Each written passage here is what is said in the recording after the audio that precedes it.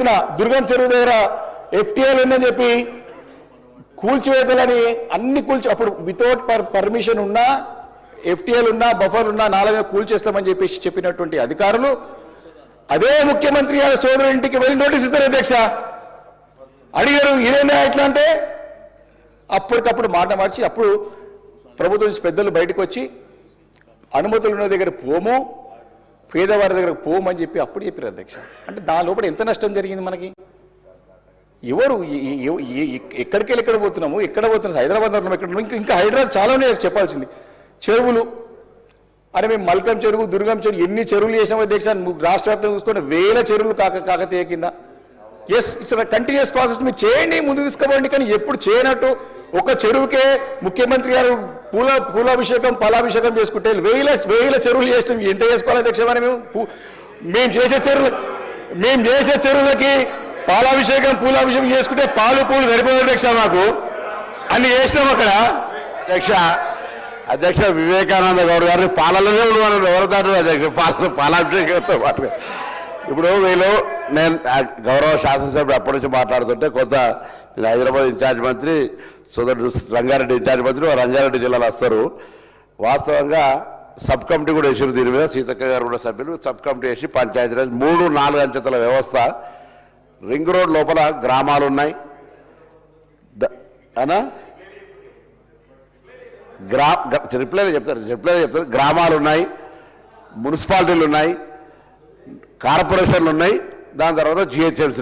4 రకాల పరిపాలనల మధ్యలో ఒక విధానంగా ఉండాలనేటువంటి ఆలోచనతో తప్ప ప్రజలకు పరిపాలనా సౌలభ్యం కలుగ చేయాలి, ఒకటే విధానం, ఒక అర్బనైజేషన్ అంతా ఒక తరీకా ఉండాలనేటువంటి ఆలోచనతో చేశారు తప్ప ఎవరికి ఇబ్బంది కలగాలని వాళ్ళని అడగలేదు అనేటువంటి అక్కసు తప్ప. ఇది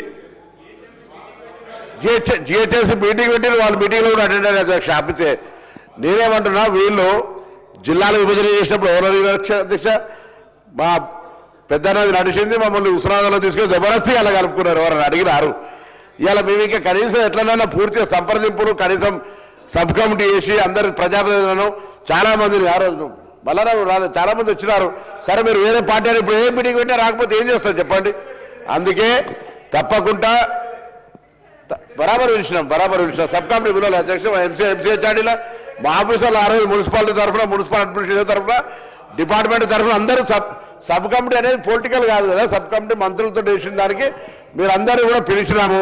మీరు కనీసం అభిప్రాయాలు చెప్పక వీళ్ళు ఆ క్యూర్ ఏరియా ఏర్పాటు చేయడం మీద అభ్యంతరం లేదు, మమ్మల్ని అడగకపోయిన అక్కసు ఎక్కువ కనబడుతూ ఉన్నది అధ్యక్ష. మిమ్మల్ని అడిగే చేయాలనేటువంటి ఒక నియంత్రిత విధానం కనబడుతుంది తప్ప వేరే ఇంకోటి కాదు. ఇలా నీళ్ళు అడుగుతా ఉన్నారు అధ్యక్ష, నీళ్ళ గురించి చెప్పినాడు, మళ్ళీ ఒక్క నిమిషం మళ్ళీ చెప్తున్నాడు, నీళ్ళ గురించి అడుగుతా ఉన్నాడు, నీళ్ళ గురించి అడుగుతా ఉన్నారు అధ్యక్ష. ఇవాళ 10 సంవత్సరాలు టీఆర్ఎస్ పార్టీ అధికారంలో ఆత్మ మాలుమే కృష్ణ ఎవరు చెప్పారు శ్రీధర్ బాబు మల్లన్న లేచిండు, మల్లన్న కొద్దిగా ఆయన గిడ్డం కొద్దిసేపు ఈవినింగ్ నిద్ర పెట్టడానికి మళ్ళీ మంచిగా అంతా నవ్విపిస్తూ. కానీ సార్ గోదావరి జలాలను తీసుకొచ్చింది హైదరాబాద్కు Congress party, Krishna phase 1 phase 2 తీసుకొచ్చింది అన్నాడు పి జనార్దన్ రెడ్డి గారు, వాళ్ళకి నివాళులు అర్పిస్తారు, వారు తీసుకొచ్చినారు. ఇవాళ ప్రతి వాటర్ చుక్క తెలంగాణ హైదరాబాద్ గ్రోత్ అవుతున్నప్పుడు మంచినీరును గోదావరి నుంచి తీసుకురావడానికి సంబంధించిన ఏమైనా చర్యలు తీసుకున్నారా? आप भी एमएलए है, आपको मालूम है हैदराबाद पानी लाने के लिए चेयरमैन साहब कृष्णा फेज 1 फेज 2 फेज 3 खोल रहा है सब, गोदावरी फेज 1 खोल रहा है सब, मंजीरा खोल रहा है सब. अब पानी हैदराबाद में इतने जरूरत के जरिए हम लोग अरे क्यों आप लोग का 10 साल की हकीकत से आप 10 साल में हम एक एमएलडी पानी नहीं ला सके, एक एमएलडी एक टीएमसी पानी आप नहीं ला सके, उससे आज ये दिक्कत हो रहा है. यही बात है सब, उसका जो आक्रोश है उसको नहीं पूछे, नहीं बताए, उसका परमिशन नहीं लिए, यही बात कहना है चाहते हैं. సార్ ఇలాంటి ఆక్రోశం లేదు అధ్యక్ష, ఇది ప్రజల యొక్క బాధని ఆవేదనని తెలియజేస్తున్నా. మీరు అర్థం చేసుకునే ప్రయత్నం ఏంటి, అర్థం చేసుకుని దాన్ని సరిదిద్దుకుంటే బాగుంటుంది, లేకపోతే సరే people will take a decision. అధ్యక్ష హైడ్రా హైడ్రా గురించి చెప్పాలి అధ్యక్ష. ఈ హైడ్రాతో ఏమైపోయిందంటే అధ్యక్ష, అంటే కింద వ్యవస్థని మనము ఫర్ ఎగ్జాంపుల్ ఇప్పుడు అంటే ఈ పవర్ అధికార వికేంద్రీకరణ జరగాలనేటువంటి ఒక కళ రాజీవ్ గాంధీ గారి అధ్యక్ష 73-74 షెడ్యూల్ ప్రకారంగా అధికార వికేంద్రీకరణ జరగాల, కింది లెవెల్లో పోవాలని చెప్పి ఆలోచన అధ్యక్ష. కానీ నేనేమంటున్నా, ఇక్కడ వికేంద్రీకరణ కేంద్రీకృతం జరుగుతుంది అధికారం. ఎట్లా అంటే నేను try to explain, try to understand and resolve it.